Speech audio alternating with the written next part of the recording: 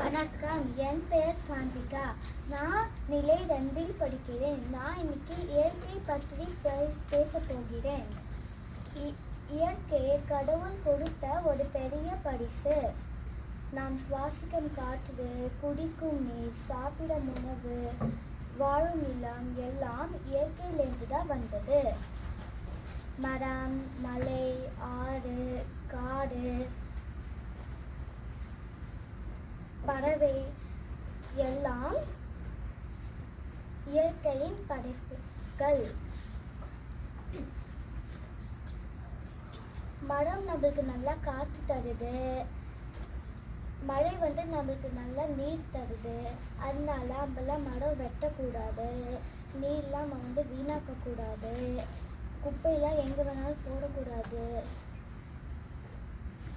இயற்கையை பாதுகாக்கணும், அது நம் கடமை. நன்றி, வணக்கம்.